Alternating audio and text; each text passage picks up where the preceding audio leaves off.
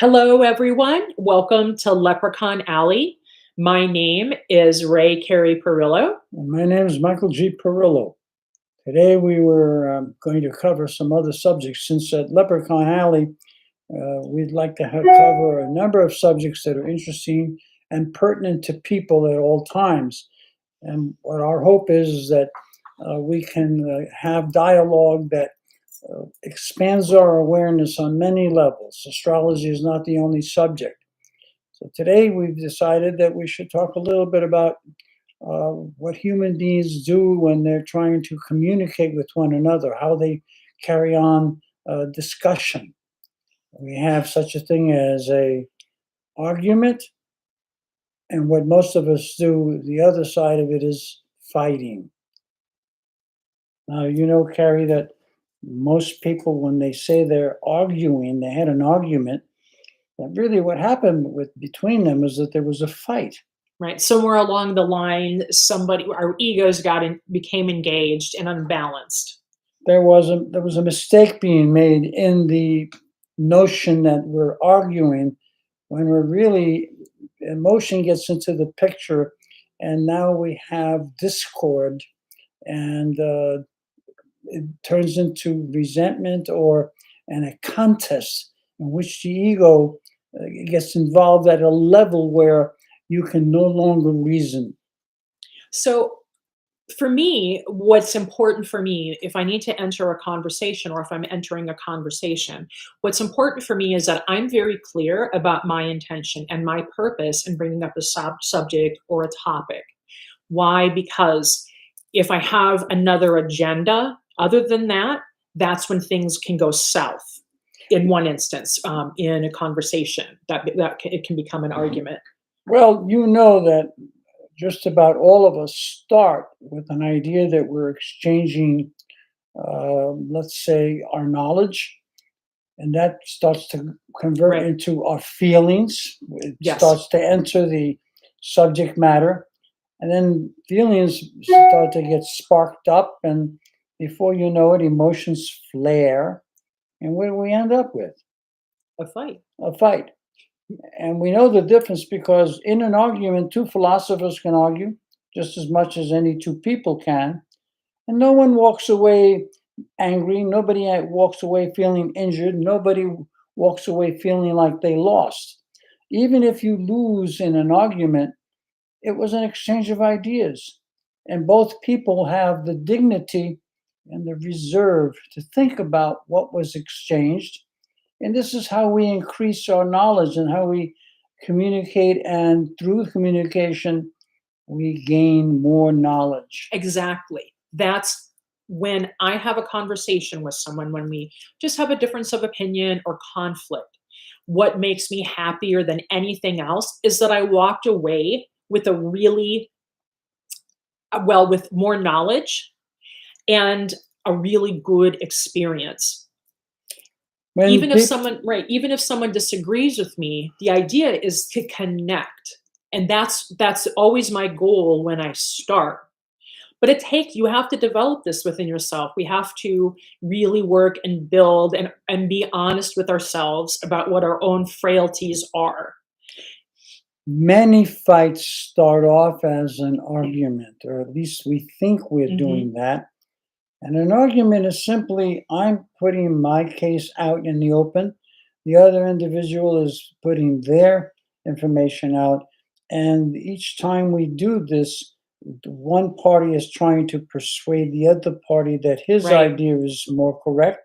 And the other party is trying to persuade the party that I just said, the one that's arguing at the beginning.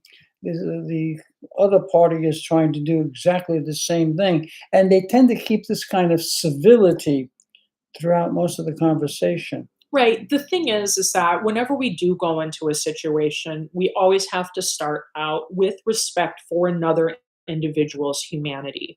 If we respect them, even if they disagree with us, it will have a really productive conversation and it will be successful. People are really preoccupied with winning because that's when our ego gets involved. But winning doesn't do anything, especially in an argument, because after you crush somebody, what do you have?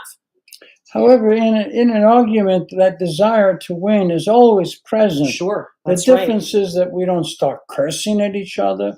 We don't start getting all hot and bothered. We don't interrupt the other person.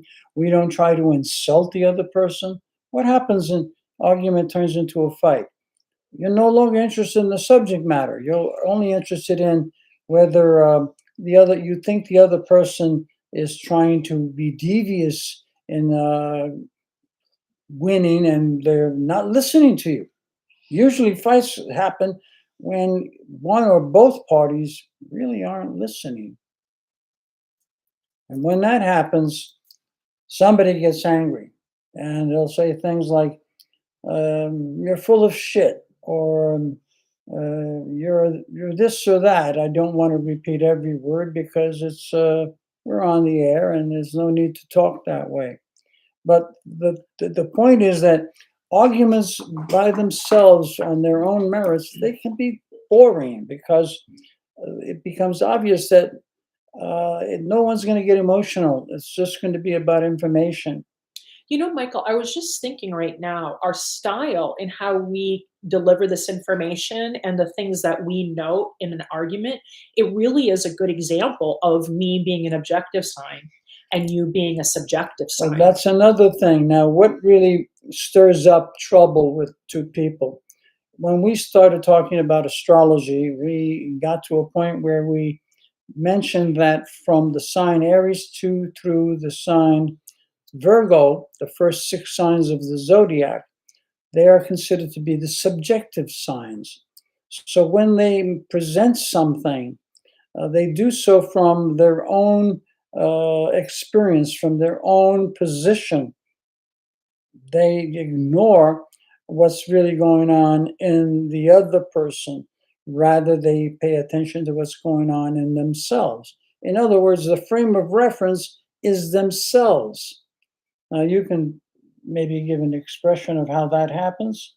Well, You're an objective sign, so you right. should be able to So look so at. again, so my piece of it is that it's really important for me to feel connected to someone when I'm communicating with them or when I'm working with them.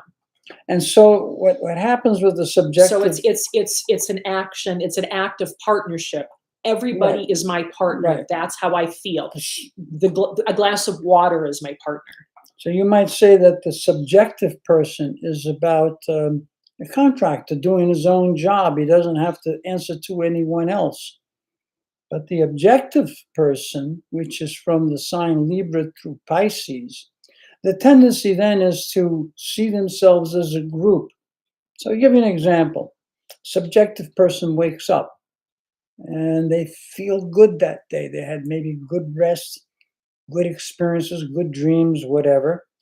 They'll get up and they feel great and they look at the world and it's great. It could be raining cats and dogs or snowing like crazy or sleet or wind, things flying around and dreary day. But they feel great and it is great. It doesn't matter what's going on anywhere else. Whereas objective signs do what, Carrie? Well, we're always looking for a response from someone else. So what will happen is if the conversation doesn't go well, if things aren't going the way that I would like them to go, and the way I would like them to go isn't that my opinion dominates, is that we have peace and harmony and understanding. And so if that doesn't happen, what I do is I retreat, I regroup, and I try to find some place within myself to correct. Like it's my fault if it doesn't work and I have to make the adjustment, which is really great in terms of somebody who's a scientist who wants to do research, who wants to understand things. I'm always having to make the adjustment within myself. And of course, there is a tendency for self hatred and things like that, and for me to be very hard on myself. And so, those are the things that I have to be aware of, because if I'm not, when I go into a conversation with someone and I start attacking and judging myself because it's not going well, then that still irritates me. And then I fail to communicate what I really wanted to communicate. And honestly, if it doesn't go well, it really hurts me energetically for like 3 days. It's rough. To clarify a little bit better what happens, the differences between the subjective and the objective point of view is that the subjective person takes everything from themselves as the frame of reference. As going back to the example that I gave just a minute ago, I wake up, or a subjective person wakes up and sees the world from how they sense it, how they feel at that moment. Doesn't matter what's going on the outside. Subjective person, because he might be feeling good when he wakes up, might meet a friend who says everything is terrible. The subjective person has very little response to that because he's feeling good. It's about what he is. Whereas the objective person, they wake up and they may feel good just the same as a subjective person. Everybody has good and bad feelings, days that are good and days that are bad. But the objective person might be feeling good that day, and he meets a friend or someone else, or the weather is bad, and all of a sudden they decide they're not well because the object, the outside, what's not from the framework of themselves, determines how they actually feel. So that if they feel good and the outside is good, or someone said something nice, they feel great. Someone else complimenting them, it's so important. But if you compliment a subjective person and he's feeling miserable, doesn't matter. Right. It doesn't matter. If he's miserable, a good day isn't going to change his idea because his frame of reference is from himself. Now imagine we take these two reference points and we bring it into the way the activity between two people. It starts to become very interesting. I want to say, you're familiar with these people, but I happened to be watching a couple of videos this morning. I was actually watching one in terms of Jordan Peterson, who is a Gemini. He's Year of the Rat, and how he communicates with students. And then I was also listening to Bruce Lipton, who is a Libra monkey, or a Year of the Monkey, who is in the objective world, and Jordan Peterson is the subjective. Well, you're mixed in a yang and a yin for both people. So Yes. They have one aspect of their nature overt and from their frame of reference, and another aspect of the same person because perhaps the lunar calendar is yin and the solar calendar is yang. So they have a little bit of both. And this is what makes it interesting and also makes interpretation of a chart very difficult. And a lot of astrologers may overlook this ability to recognize that some people may be double yang or double or objective, and others may have either their Eastern sign and their Western sign, yin and yang. So they're mixing the two. Right. I was going to say, what's interesting about Jordan Peterson, and Michael has viewed him too, but he didn't see what I saw this morning, but he'll be able to comment. Jordan Peterson, when he talks to students, when he connects with them, he is a very, very good listener. And his position for the most part, what he's really been is really sort of a champion. And it's not an endorsement or anything like that. We all have different needs and we all have to go to different places to get our needs met. So he's been really good in terms of like a young male empowerment issue, men finding their way, because there are so many men that have been disenfranchised from who they are. They're lost, all of the jobs that went overseas, everything else. We have to rebuild their character. And so a subjective person is just the person to do that, even though he's Year of the Rat, which would be the yin and the objective field as well. When he's communicating with people, he's very present. He doesn't ignore them. He asks, he's very good at managing the flow of the conversation, being very supportive and kind. Now, Bruce Lipton, on the other hand, he's spontaneous evolution. And so, he's a biologist. I can't think of the term. He's a biologist, though, very talented, taught at the state of Michigan. And so he starts out in this material plane, and he talks about energy and he talks about relational issues as an objective person. He sees chemistry, he sees energy as a partner for him. Why don't we use as an example Okay. a person that more people are familiar with than Jordan Peterson?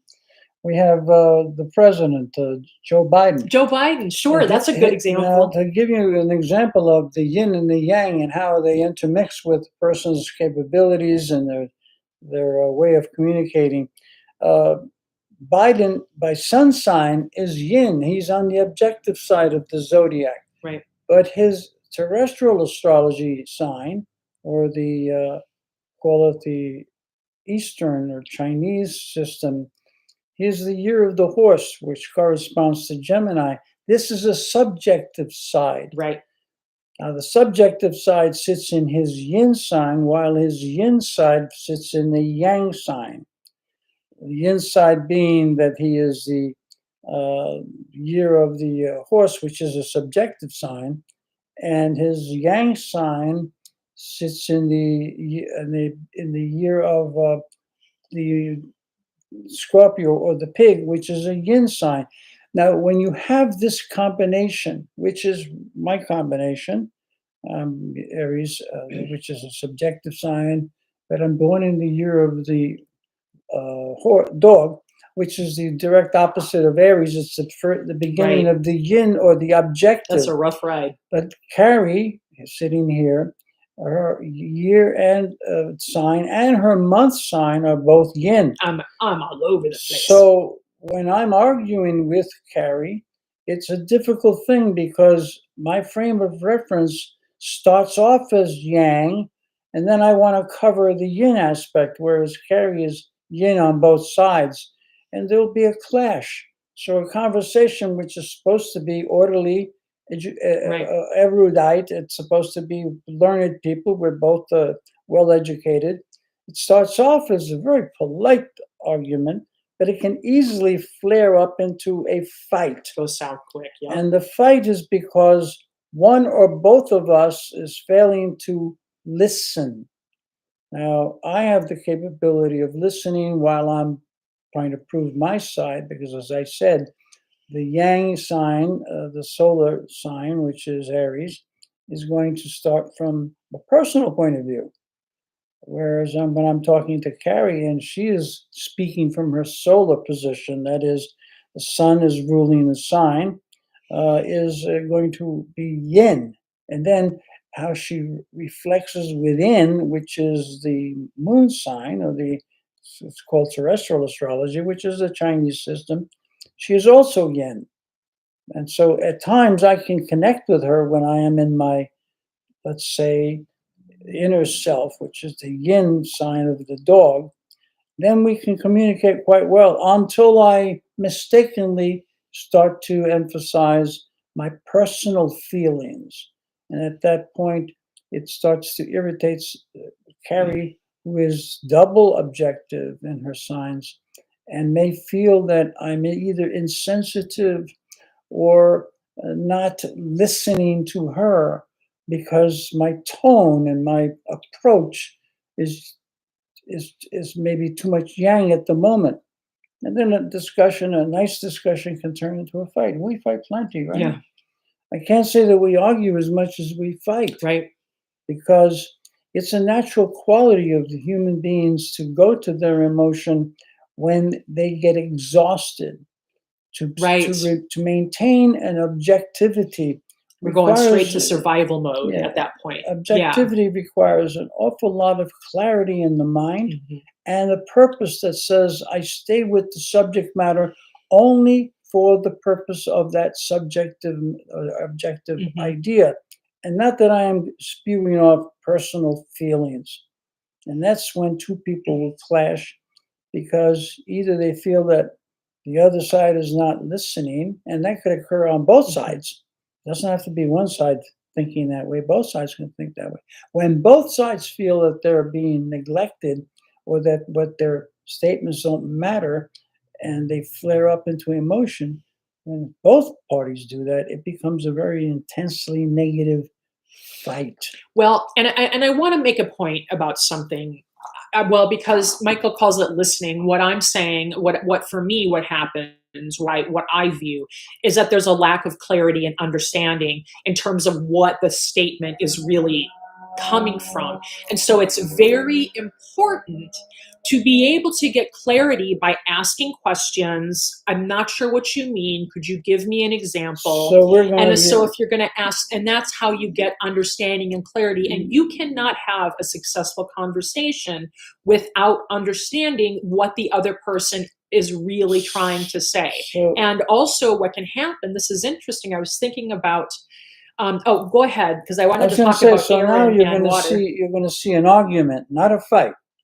We're having an argument. It hasn't turned into a fight. Right, And the argument means that both of us are remaining on our topic without investing emotion and losing control. But we can both lose control when we start to feel like either one of us are not listening. Listening is a very important part of debate. Debate is a argument. That's what a debate is. But once they start yelling, people start yelling and screaming, they're leaving the area of having a cordial, not subjective, but a cordial exchange of ideas, which become an argument.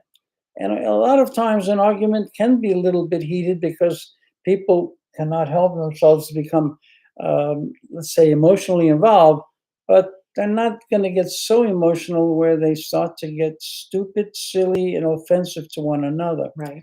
So this is a good example. What I was thinking of is also how the difference between, well, the air signs, wherever the air is, and water signs. And in a way, because the air signs are so mental, when they approach water, it's water, they evaluate, right? They can cause tidal waves, the wind blows, it manages the oceans, it's linked to the moon, even though it's air. And the air signs can analyze the behavior of the waves, right? That's one way to And they analyze. tend to keep their emotions almost completely dry. Right, but they can. So The what air they signs do right. anyway. So they're on the surface, which doesn't mean that they're shallow. What they're evaluating is their own network, right? So when you deal with a water sign, what you're dealing with is someone who is very internal. So they operate more from their fourth chakra, the heart chakra, and the air signs operate more from their ajna and their crown chakra, their a mental state. And And so you can also study the ocean, right? There are two ways. You can evaluate what the ocean is by looking at the behavior of the waves. There are so many ways to evaluate things, right? We just have to organize and order things. You can also evaluate the ocean, ocean from the bottom, the behavior of the ocean. What is it about? So I study the ocean by being under the ocean, and he evaluates the ocean by evaluating the waves. So to expand a little bit more on what Carrie is saying when she says the air signs versus the water signs, for the benefit of those who don't know or didn't hear this in our previous casts, the water signs are yin and they represent connectivity. And so emotions are very strong in the water signs because a little drop affects all of the water. It is heard and felt everywhere. Right. The air signs, on the other hand, touch everything, but nothing becomes part of it. Right. And the air signs would be the ones who would express the intellect almost without emotion. So if you know people who are of this, then I'll go over it briefly. People who are born in the water year, let's try to remember that the lunar calendar, which is again the Chinese system, it's referred to as lunar calendar and as well as terrestrial astrology. The water signs would be determined by the year that they're born in. And these go in sets of yin and yang, 5 elements that are yin and 5 elements that are yang. So it's in 10 years you repeat cycle.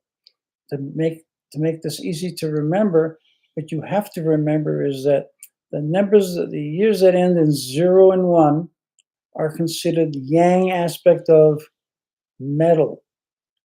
The years that end in 2 and 3, which we've been talking about, are the years that end in the number 2 and number 3.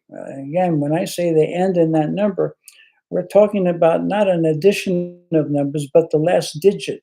2 and 3, like 92, 93, 72, 73, like that. Those are the water years. So now if you know people that are born in the year that ends in a 2 and a 3, you know who the water group is. 4 and 5 is wood. We haven't talked about wood at this moment. 5 and 6 are fire, and we didn't talk about that either. And then, I wanted to bring something up, another topic. well, let me finish Yeah, with finish. this one. Yeah. 8 and 9 are the earth years that we were talking about as the down to earth. Those are the yin signs as well. And 8 is the yin aspect of earth, and 9 is the yang. And this is the way it goes with all the numbers. I'm a 9. Right. And I'm a 7. So we both have yang years. Yeah. And Gwyneth McCants, by the way, if you want to study astrology, she has just the most amazing things to say. Oh, did you saw it? Gwyneth McCants, you haven't, I don't know if you've read her yet, but what she said about the number 9 person, which is really funny, is that the number 9 person is because they're universal and they could actually be out in the water drowning. And because they're so malleable and flexible, people will look at them and think that they're actually having fun, that they're not like, oh, they're just doing that because they're goofing off. So the number 9 kind, because we adapt and we mold to everybody else. Michael's a 7, I become a 7. Well, the reason for that, and we have to understand how numerology works, and we will cover numerology at some point in time. Right, what we know. Because just what we know. We're not the experts. Leprechaun Alley will cover a lot of subjects which are either unknown or kept secret, some of these for long periods of time, either because the ruling class of people keep it out or because it's difficult to understand. When Carrie said that the fact that I am 7 and she's a 9, we ultimately will behave as 7s. Right. And why is that? 9 is the last number in numerology because we go 1 through 9, and then once we get to 10, that's a 0. All right, we're starting with the 0 again. And it goes 1, the first number is 1, a 0 and 1, which are metal years again. When the 7 and a 9 come together, it becomes the number 16. But in numerology, you constantly add a cross until you have only one digit. So 17, what did I say? 9? 16, 9 plus 7 is 16. 9, 7, or 16. And then 1 plus 6 when is you add the two together, they become a 7. So the 9 yields to the 7. So in terms of the direction that I am going, it will determine what the 9 is inclined to do because the 9 will cooperate. The 9 is the compassionate number. It's the universal number. It is where the digits end. And in fact, there is a technique to determine whether you've added properly when you're adding in a row down the list of numbers to come up with a full number. By adding a cross on all digits, if you come up with the same number of the, let's say, the group that you're adding, with the result that you came up with, they should be the same number. They should have all have to be the same. The furthest they can go is 9. And that means that you're correct. You have a way of proving that you didn't make a mistake rather than tally, let's say, a list of 20 numbers long. It's easier to go across where there's maybe 4 or 5 digits. And then you add everything across, the numbers that you're compiling and the answer. And you add all of them across. If the numbers that you're compiling add up to the same number as the result of the totality, then you have a way of saying that's pretty much accurate, my mathematical skills to add. But it's just another way to prove something right if time is of the essence and you were taking a test, rather than try to go through the grind of every number. If you had a list of, let's say, 20 or 30, you wouldn't want to be adding 4 or 5 digits across and 20 rows down. By just adding across, which is faster, and you come up with one number for each line. When you get to the bottom, you add that number, and it should equal to the totality of the numbers you added across on the list of numbers. That's for the life path, right? Well, no, this is a way of proving your mathematical skills if you're doing a Oh, test. yes, yes. Right, Life path is right. the life path that Carrie refers to is how you determine what number you follow within yourself, and that is to take the number of the day you were born, you add that up. If you're born on the 16th, that number turns into a 7. If you're born on, let's say, April, that's a 4. So you're going to add 4 and 7. And let's say you were born in 1980, that's a 9. So 9 and 7 is 16, which is 7. Now you know. And by canceling 9, you're not losing anything so long as you have something left. So if I just took the 7 and the other numbers turn into 9, I know I have a 7. I don't have to continue to add. But this it sounds complicated, but once we show this, and hopefully we'll have a board and we'll show you Where we need to get our while dry we erase board up here. while we write, we'll show you how that's done. And it'll be fun to see because everything in the universe affects us, everything. The problem with the study of these occult types of information, the problem becomes that we think there's something mysterious about it, but there isn't. They all are validated through their mathematical value. We don't want to get into more math because that requires a lot of extra thinking, and a lot of us don't want to be bogged down with that. We want something which is easier to remember. I was just thinking also about, how I'll tell you, I'll explain it to you because it's very quick. Britney Spears, for example, there's been a fight for years over over her money and who controls it. And the thing that's so interesting is Britney Spears is Sagittarius, and she's year of the chicken as well. Born in 1981. 81. Right? And her life path number is a 6. This young woman works very, very hard. And her father, Jamie Spears, was a custodian all of this time. And she, even as a child, with her gifts and her talent, she worked very hard. She was performing, in a way, of course, expectations from her parents. And lo and behold, her father wants control of her money. And here he is. He's a fully subjective person. July 9th, I believe, is his birthday. It's July, and the year 1952. Oh. So what he thinks is going to happen is more important to him than Britney. And the objective sign, it takes us a really long time to get pissed off because all we're thinking about is how we want to connect and bond and make sense. And now she finally got to the point. It takes years, and it really does take this long, especially with the 6th life path, and let's remember, for her to finally get control of her finances back because she had enough. And 6 corresponds to the sign Virgo. This is the self-undoing. Right. She actually caused a situation in which it allowed or enabled those who were above her, her parents and the courts, to portray her as erratic, because she was doing things to hurt herself. And then they determined that she needed someone to watch over her. We get somebody who's far worse than she is because the 6 is going to be more compassionate. Right. And what was his numerical He's a value? Cancer, year of the dragon. 1952? 1952 is a water dragon. So that's 7, 8. Cancer is what, July? You know what? I'll total him up. Well, we'll see numerologically where he's doing. Oh, By the way, interesting. numerology really deals with the movement in your life, your birth path. The numbers that I gave that you add up, the day, the month, and the year, the total of those numbers becomes what they call your birth path. It becomes your dominant. But these are also divided by month, day, He's and July year. 6th, 1952. So July is a 7, 6 is a... yeah, we'll do it quick. July and 7, 6 is 13 is a 3, and the year is 8 is 2. Oh, he's a 2. He controls the other side. He's a 2.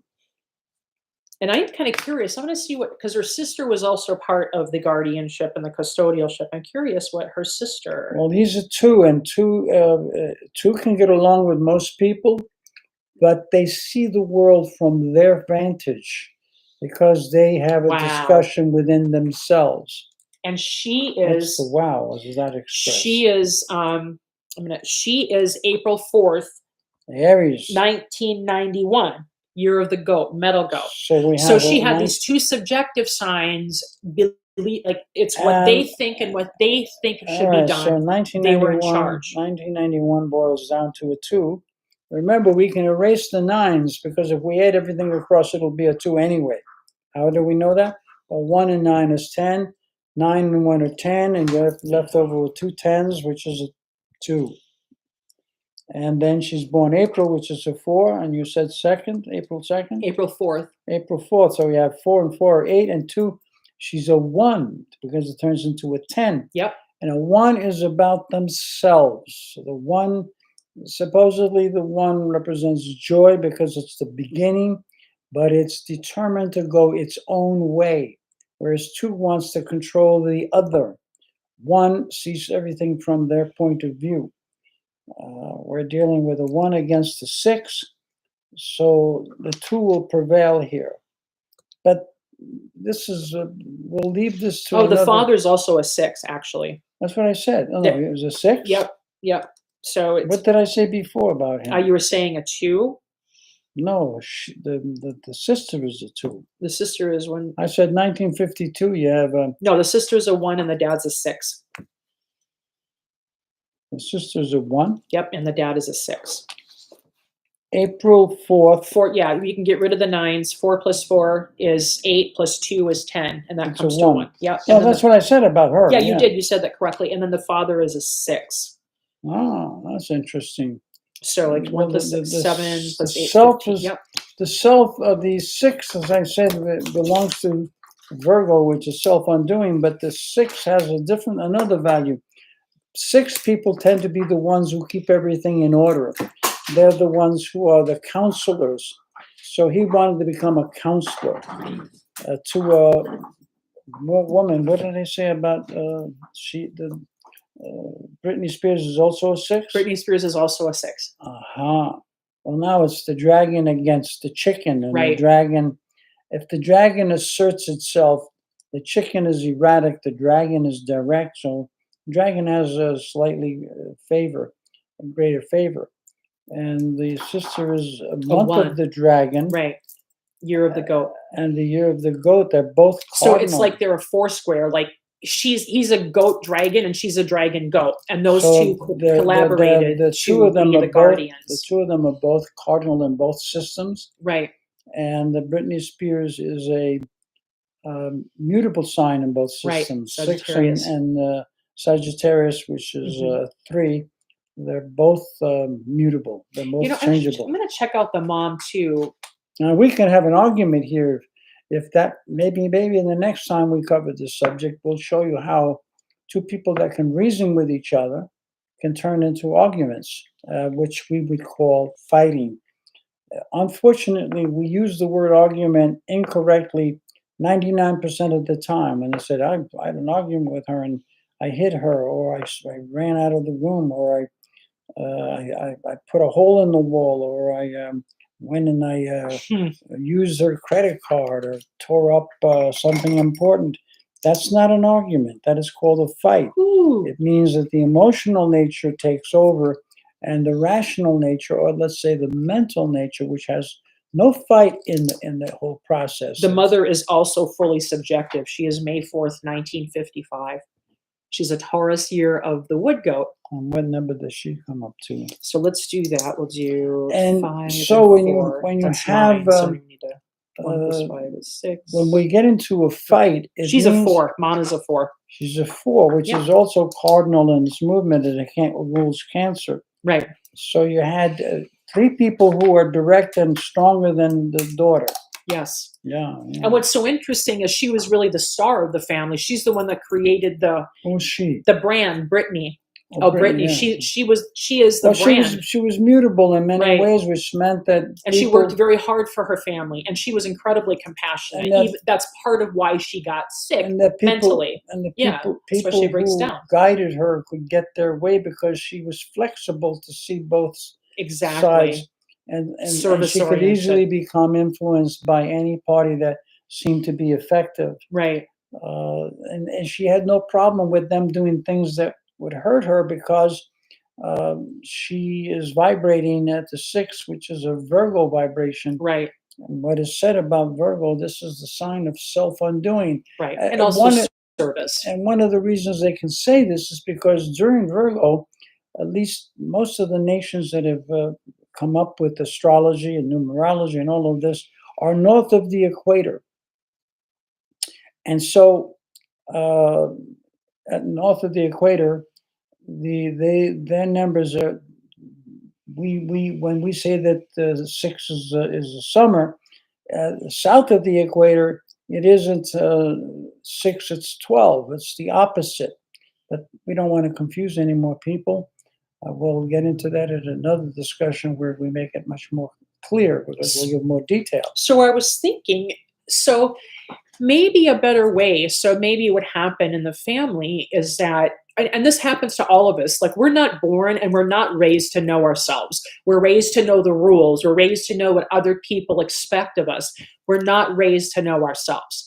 But the most important thing is self-knowledge and self-awareness, operating from that place, because those things are what give you compassion and sincerity and good faith when you're communicating with other people. If you don't know yourself, that's when you start becoming manipulative and you have an agenda, and things will not go well for us. The more you know of yourself, the less likely that you will lose your faculties and that you can remain more Hi, objective. Sylvia. Welcome. And Good afternoon to you. when we say that you can remain more objective because you know yourself, then you can have a dialogue with someone where there's more meaning exchange because then none of this emotion or very little of it interferes with our ability to talk. When we get emotional, we take something personal Right. injury, and then one of us will feel defeated or hurt or misunderstood, while the other person's going to feel heated, tired, but they had a cheap win. We say a cheap win because one never can be certain that they made their point come across. Right. In a debate where there's objectivity, both people can kind of come to terms with whether they were completely right, partially right, or completely wrong. But when there's argument, these 3 outcomes are not really clear. They're mumbo jumboed. Both sides will feel like they lost something in a battle because that's what we do. Yes. When we say we had an argument, 99% of the time we're saying we had a fight, and the fight causes injury. And there's always a memory of the injury. We remember injury because the body, after all, has a mind everywhere in itself. The brain is located in the head, but the mind is located everywhere. We keep thinking that the mind and the brain are synonymous, which they are not. The mind is the part of you that can, let's say, get close to what we know as consciousness. The body does not have consciousness without the soul. Right. And the soul is the eminence of consciousness. It is the height of consciousness. Maybe we can call the soul the godlike entity within us because it is all knowing, but it's not all translatable by the intellect or by any other way that we have. It's a mystery for us. We search for it all our lives. And when we're ready to die, or and I say we're ready to disappear, we wonder if we had done something wrong because we don't feel like we're really connected with the all-knowing soul. But the all-knowing self persists. It cannot be destroyed. Right. You know, I was thinking, well, I really wanted to, we'll come back to maybe some ideas of like maybe a way that Britney Spears family could organize better in terms of their signs. But I also wanted to say that, yeah, it's difficult to sense. This is why meditation is very important. This is why we would get into conversation. If we enter into a situation and we're feeling stress, we're already in a position where somebody can trigger us that we really can't hear and we really can't be there with our full intention. So that's why meditation is important. And when we had Sam here, we actually didn't talk about the most important aspect of meditation, which is to relieve stress. That is number one. Well, we did stress in the previous Right. cast. We talked about it and we yeah. talked about the positive benefits.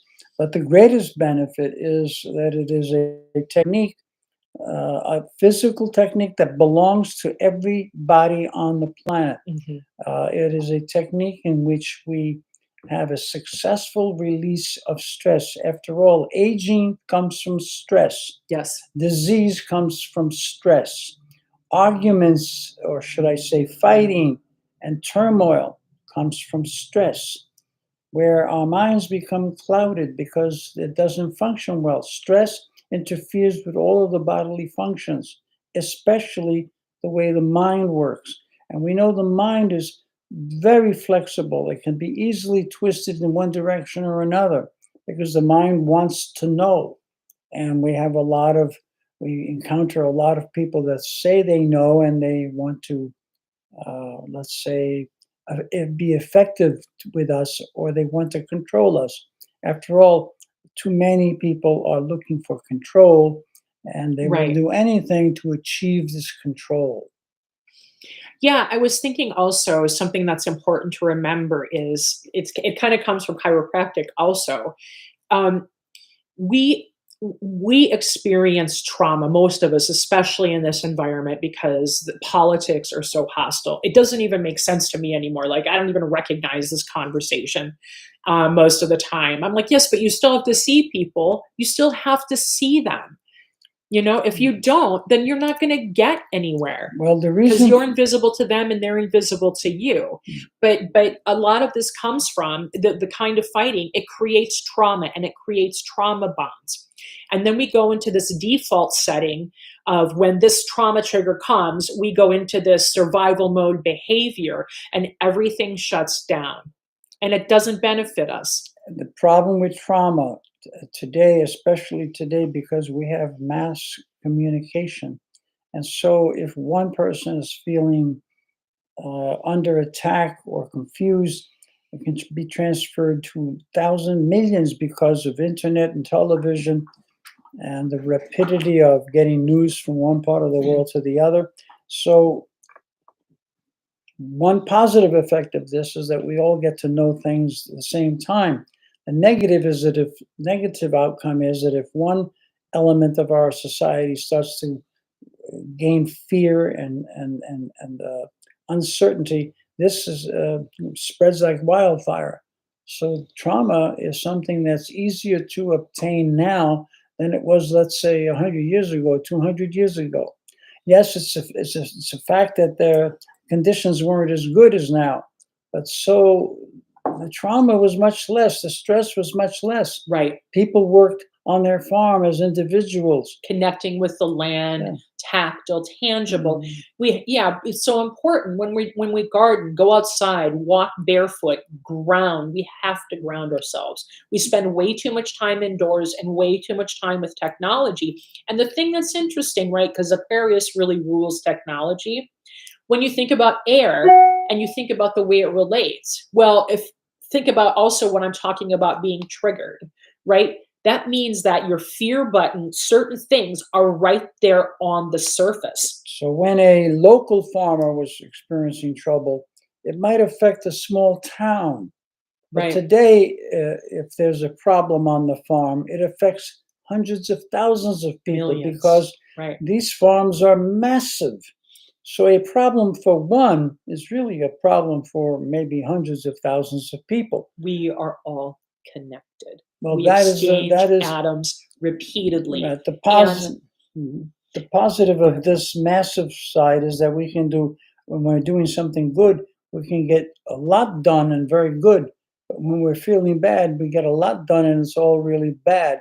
And here's where we come into wars that take place amongst many nations, and we call them world wars. So, why do these things happen? Why is there violence? Why is there all of this crazy stuff?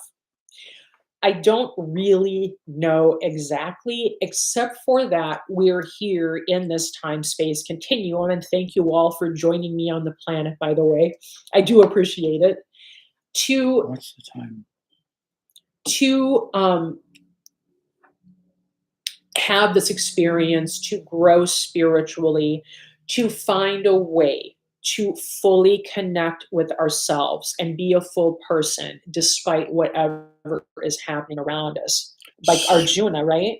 So if anyone wants to tell us about some problems they're having, we'll use astrology to explain and get to the bottom of whether you're having an argument or whether you're having a fight. Right. And through the understanding of your natures, you can subdue much of the fighting aspect of it. And if you have to have a discussion, you can keep it at the level of a debate or of objectivity, which means that you're not vested in it. Objectivity means that you were discussing the problem of that the mind is going through, not the problem of your emotions being hurt or violated, where one person is taking advantage of another or trying to overpower the other. These are problems that deal with the emotions, and they deal with the need for some of us to control, which is, well, we've said it maybe in the past in these casts.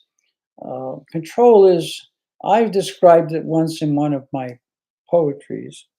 Very good It point. might have been one of my stream of consciousness, in which I said that control to the soul is like water, it is as absconding to the fist as water is to the fist. And absconding means you can't, it gets away.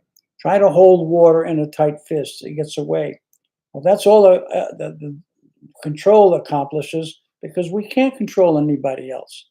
We cannot enter their minds and control, except for the extremely weak type of person who sways every time someone says something, but that's a very small number of us. So, what advice?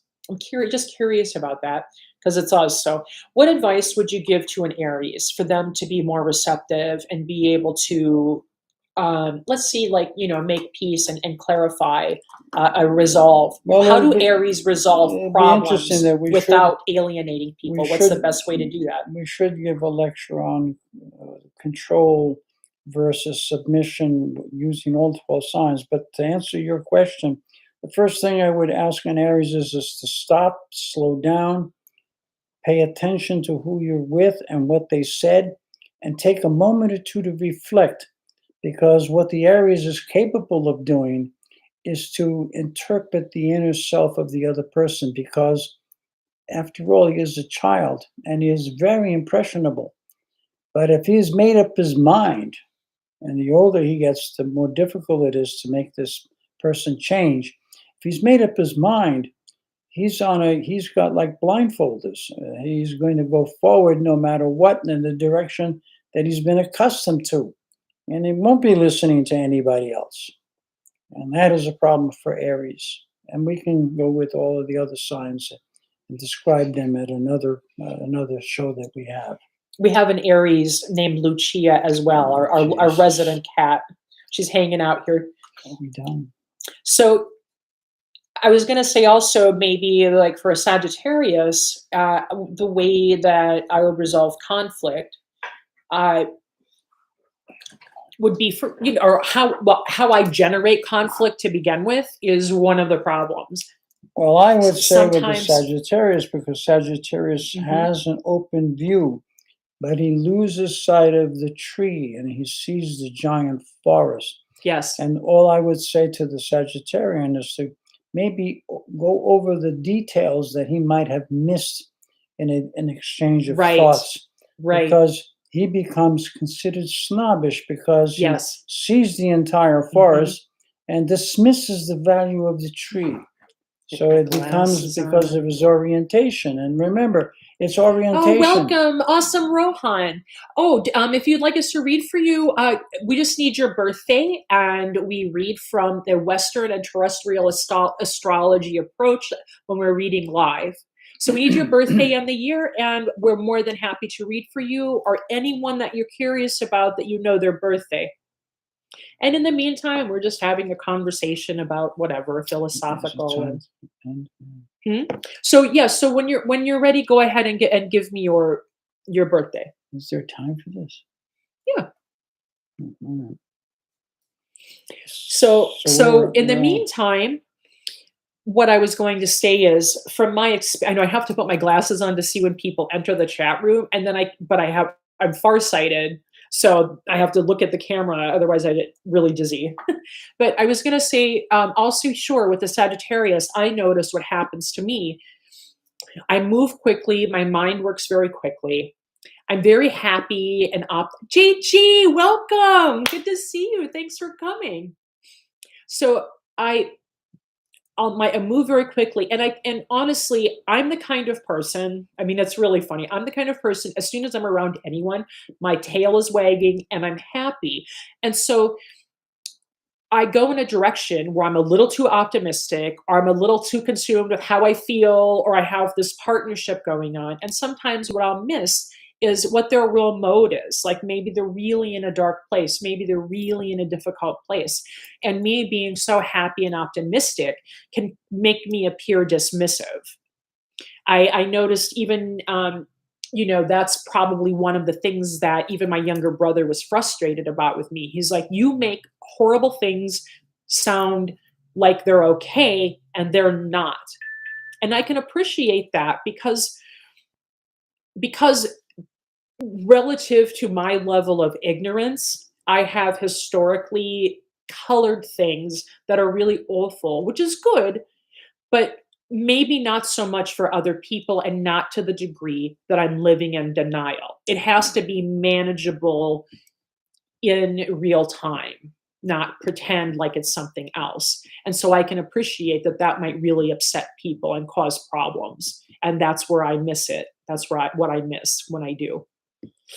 So to elaborate a little further on what Carrie is saying, and for the time being, we're using each other's knowledge of each other's charts and Yeah, things exactly, because JG. Yes. we have ourselves, we know ourselves, and when someone asks, we'll be able to deal with a greater environment, a greater number of people. And JG's married to a Sagittarius also. So she was saying, yeah, sometimes she just wants to shake him. Right. And what is she? Oh, I know. I'm sorry. I don't have everybody's memorized, but how are you? And I'm sorry. How are you relating to him, JG? From which is your sign? Your astrological makeup. I know. I'm sure we shared about. I didn't remember. Well, they have to repeat that until we have a system where we have But yeah, everybody's most name. definitely. I can. Oh, she's Capricorn. There you go. My younger brother's a Capricorn as well, and I completely understand that. Yep, because he's just the like, listen, Sagittarian would like to know you whether can't be like that. the Sagittarian would like to know whether the plane is flying and where it's going, whereas the Capricorn wants to know, is it built properly? Right. Is it sound? Is it And it's practical time for to get what's to work. being used for? Mhm. If you're only going to go from one country to another, they don't need a supersonic jet. Sagittarian is happy with something that gets them from one point to the other Doesn't matter what it with the is. least amount of interference or slowing down. The Capricorn will take painful time, but just to make sure that everything got covered. They're far more concerned about the outcome on a social level, where the Sagittarian is concerned about whether there'll be comfort in the manner that he is traveling. So that would make a difference in the way they perceive things. For instance, the Aries would be happy that whatever he's traveling in has got wheels and he doesn't have to use his feet. Right. And then he will just want to know how fast it can go. Can it go faster than he can walk? And then these things are important, and that doesn't go much further than that. Naturally, everybody wants the latest and the greatest. But if we were to take things down to the bare minimum, this is where we are when we describe the difference between one sign and another, and how they deal with stress, because Right. stress is a contradiction to nature. Yes. If you're going to ride a plane and you're going to go as fast as you walk, then this doesn't resolve the stress, because the stress is that when walking, you get tired faster than if you were riding on a jet plane. So this, more or less, you can apply this to the zodiacal signs, and it interprets more sometimes how the inner person is working in terms of how their faculties um, uh, weigh the outcome, where they measure the effort involved in acquiring what they want, because that's what vehicles do. They eliminate pain, they eliminate fatigue, they eliminate many things. Walking, you're exposed to the environment more than you are if you're in a plane or a car. So these kinds of things can be relating to the numerological value of a person, the sun sign, the moon sign, and when you bring other people in, you quantify the results, and it gets much more difficult because you have a lot of parts that you have to add and subtract to come out with a, let's say, an average of numbers that agree. Whereas, and then of course we have to determine what numbers and what field of the astrological influence and how they affect us. That becomes difficult too, because now we have to find out how planets are affecting one another and which ones are strong and which ones are weak. It's very similar to arguments. Planets, in essence, have arguments as well, and they sometimes fight. Fortunately, the fight between planets takes millions of years. We know, Well, we in think, 3D anyway. we Right. believe that the astral belt was caused by a collision between two large bodies, and they believe that one of those bodies was the Earth, and it smashed into the Earth. Another body smashed into the Earth, created a tremendous concave quality of the Earth. So, it is said that if we emptied the Earth of all of its water, we would see a large opening in one of the oceans where this impact took Hi, place. Hey, Linda, welcome. So Linda is giving us a birthday, and this is for you. Or the March 19th, 1969. She would like us to read for that.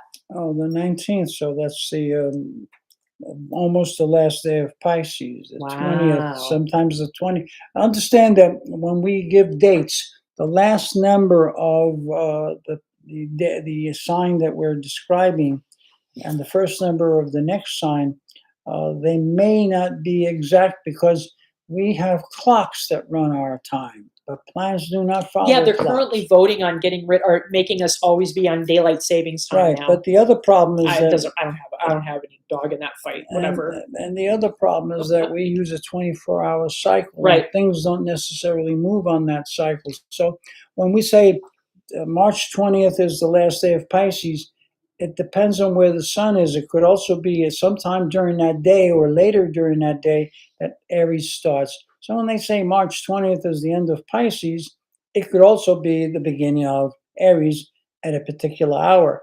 And most forecasters are not going to give you the hour. Sometimes they do, but you need to know the hour to know exactly what day or what part of the day the sign begins and ends. Right. That In which is any the event, birth time. in any event, we know that 19 is definitely Pisces because the change occurs sometime on the 20th, the morning of the 20th, maybe up to the not midnight, but midday. Yes. Yeah, Kyle's So, birthday's coming up so we too. have a Pisces born in Tomorrow, our friend. 1969. Yes. 1969 is the chicken.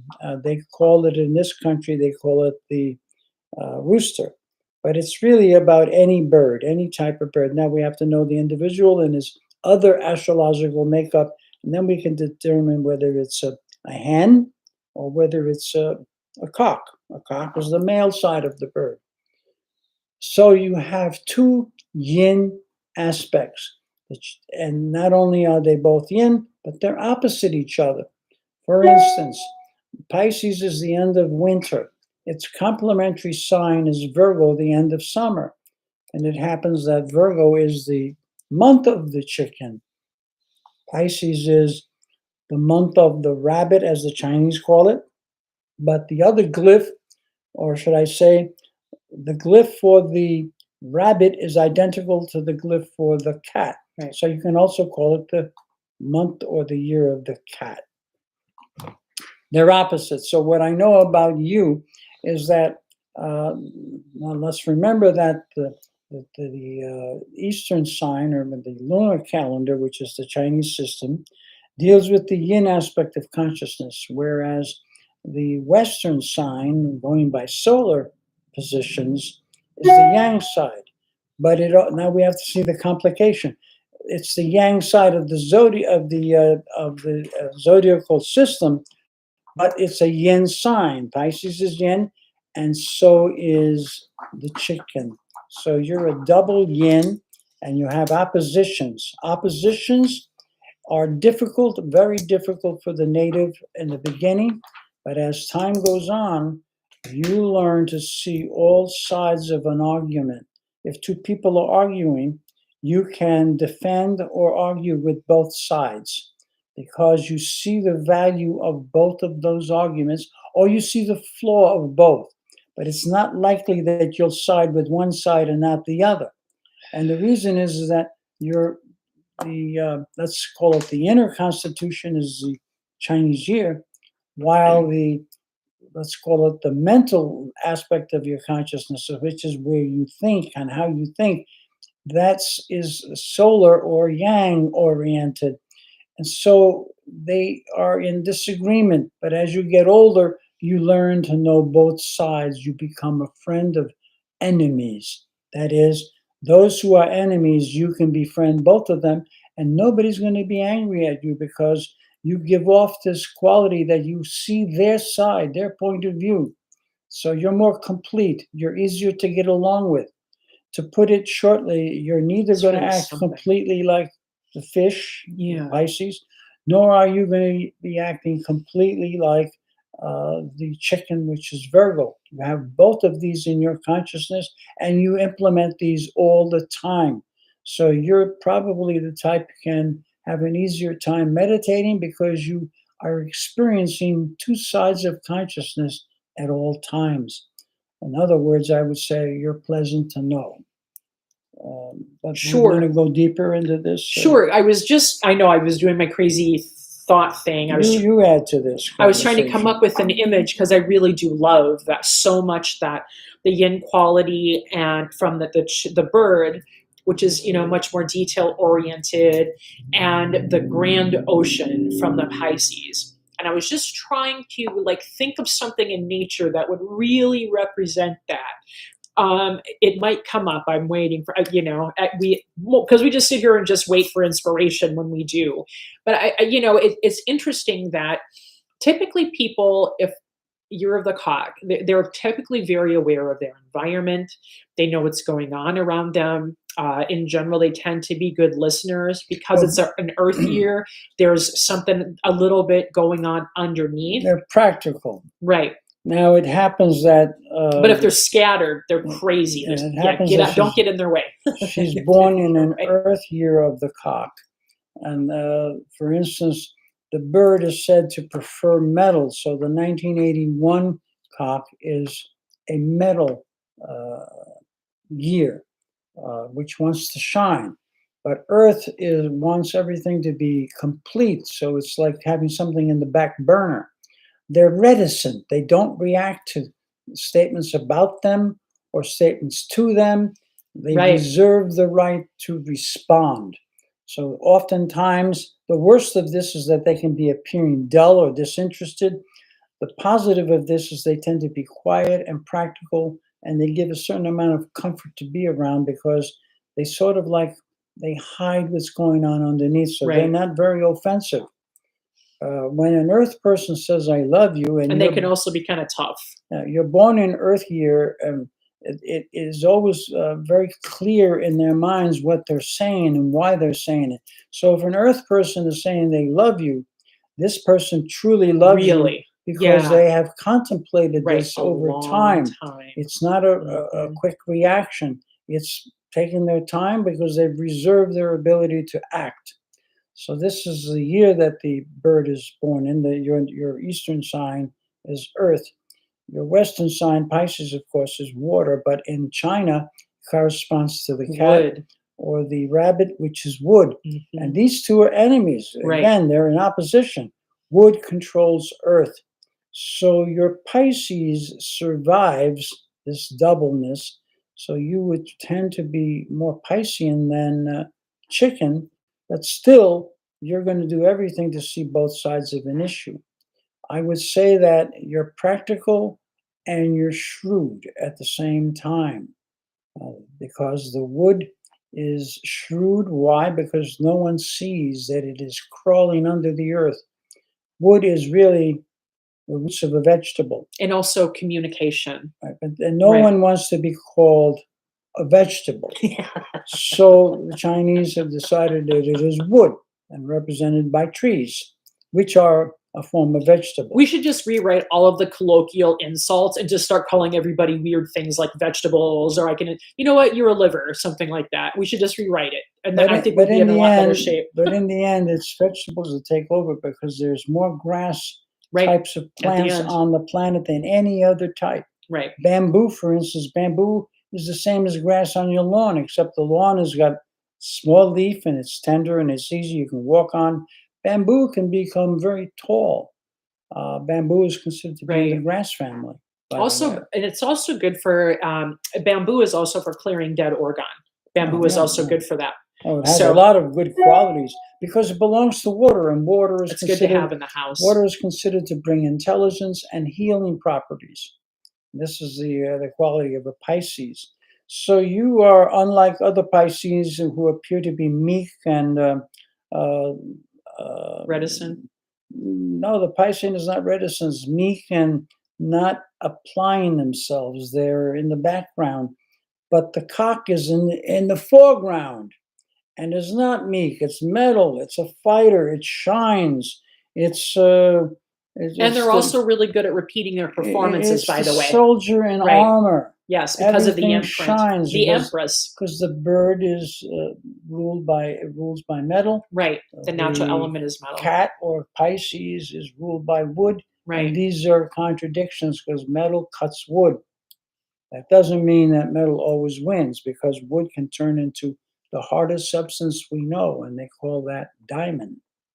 That's where diamonds originate, from wood. So what does that mean? That what you think you saw is not quite what it ends up being. So when you're looking at all this wood that's rotting and everything else, keep in mind that millions and millions of these things turn into the hardest material that we know of, because under pressure, which the earth gives Right. when the wood is buried. And the interesting thing about things being buried is that nature buries what's on top while it pushes what's underneath up. So I've been in Vermont where I saw rivers. Oh, hi, Mo Runs. She's also asking about her daughter. Oh, okay. But yeah, so basically with the Pisces, year of the cock, year of the chicken, what would you like to really say that's important Well, about that? what is the door? Oh no, I was saying finishing that up, the Pisces year of the cock. Oh, Is there anything else you wanted to? Well, no, because we're going to repeat many of these things as we go through Okay. astrology. We'll always So try to give you another piece that right. you have to add up. And for those who really like astrology so much that they want to know why, that's what we're here for. We're not only here to tell tales or fantastic stories about how signs act and who they are, but how this astrology came about and why some of it is very valid. A lot of it is, well, I want to say nonsense because I'm a practical person. You cannot use astrology to predict anything. And anybody that convinces you of that, I'm sorry that I may offend them, but it's not true. Right. Well, what you're working with is likelihoods and probabilities. That's what it all Right. boils down Because to, because astrology, we're in the subjective world. astrology, You know? it infers, it does not It compel. informs. It impels, it does not compel. Right. It informs. It gives you an inkling into what might be. So her daughter is September 9th, 1992. So we have a Virgo water So we monkey. have 9/9 and it cancels out. 1992 is a 3. So this person is a 3. Yes. Lighthearted, easygoing, mingles in and out, weaves in and out with public very easily. Wow, that's interesting for a Virgo. She makes friends very easily. She does not go into deep conversations unless it's very important to her. So she should be sort of kind of, I'm going to use the word gay for what it really means. When I grew up, gay meant content. It did not mean a sexual thing at all. So she has this gaiety, this lightness, this kind of easiness. She doesn't overbear on other people. She doesn't get into heavy subjects unless it's very important. And even then, they're uncomfortable with that. This does not mean that they're shallow. They're not. It simply means that they're not concerned with all the details. This is someone, by the way, so this is someone that I would think would be really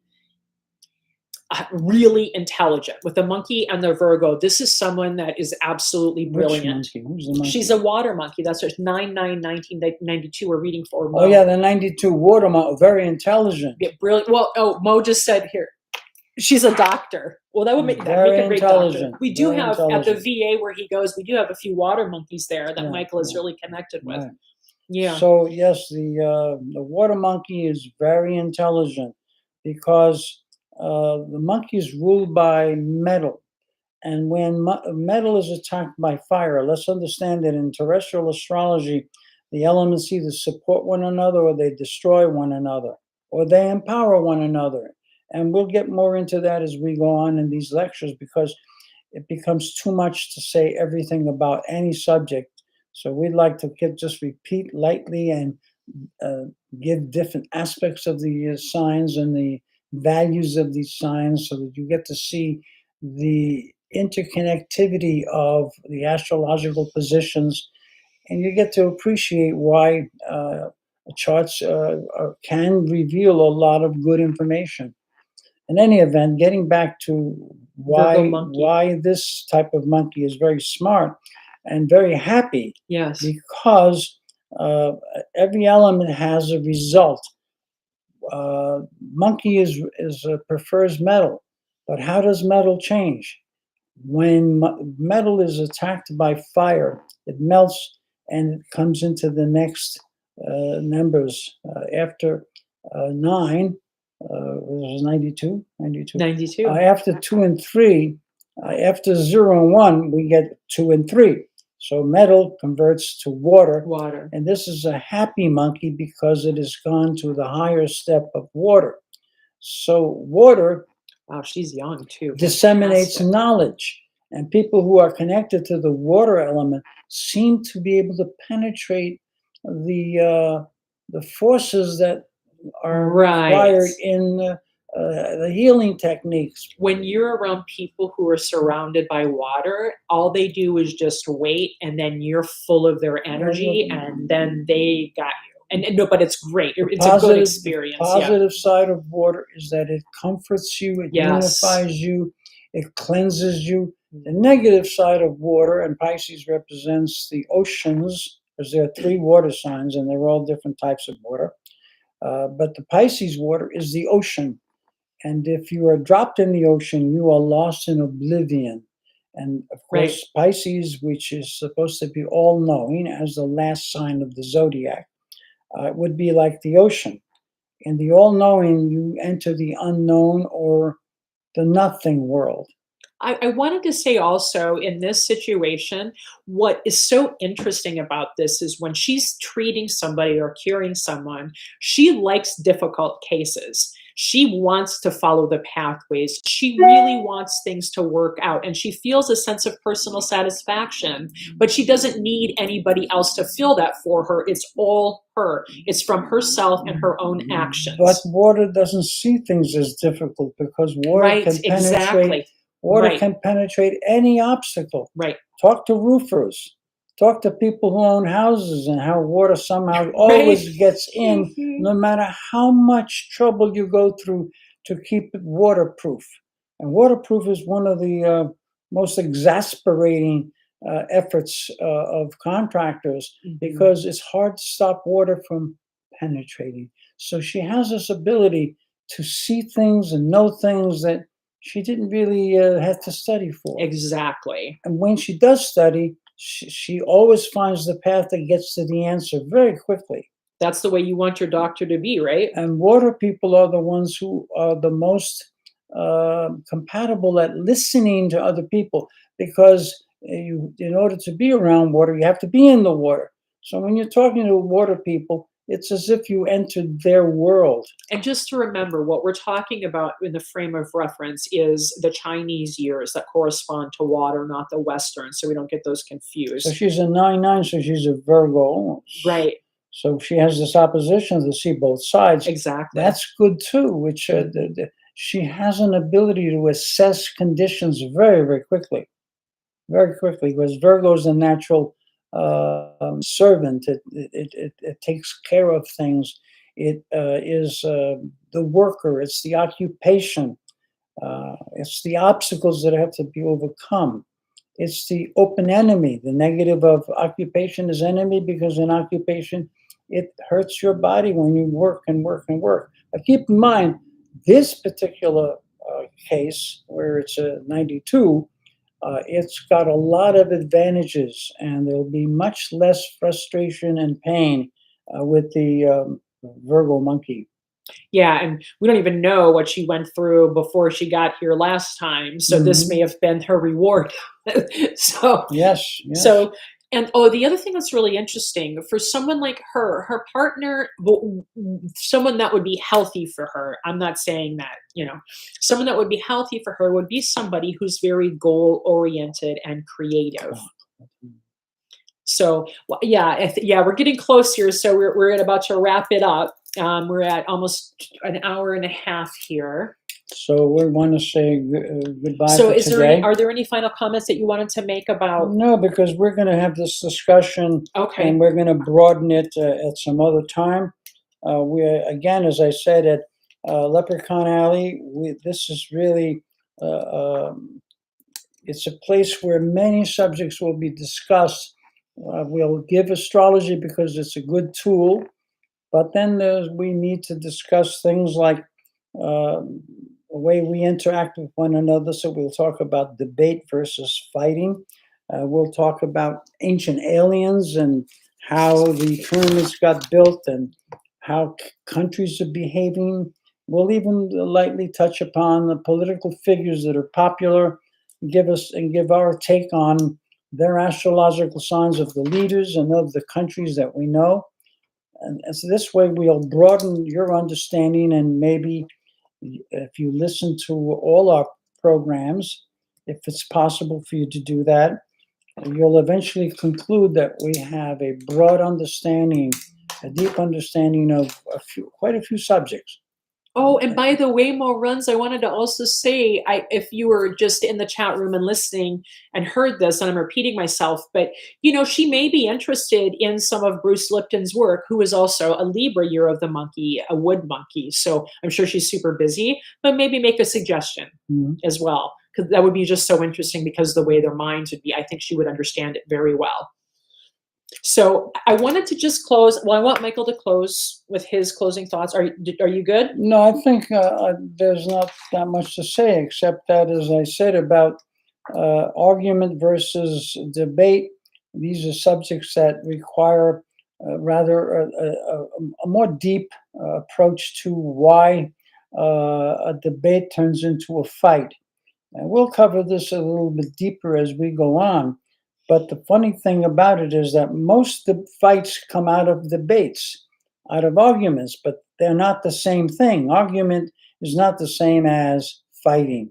Fighting, there is disagreement with a lot of emotion and a lot of hard feelings being thrown around without order. Whereas argument itself, which is more like a debate, one presents their facts and the other presents theirs, and generally speaking, there'll be no bad feeling, although many scholars have argued and walk away feeling bad, but they kept the discipline of speaking intelligently and without offense, and that is the difference. Fighting is offensive, debate is positive. So I also want to, while you're checking out yourself and your spiritual life, some really great websites to check out. By the way, big fan of Bruce Lipton. Oh, and the other person that I am a big fan of, I wanted to talk a little bit about I learned a hand mnemonic from a man named Richard Grannon, which sounds really funny. All it is you sing a song when you get really angry and you feel like the trigger is coming up in the heat. What you do is when you feel that coming, you start think of a song and try to sing the song backwards while you're tapping your thumb on each finger.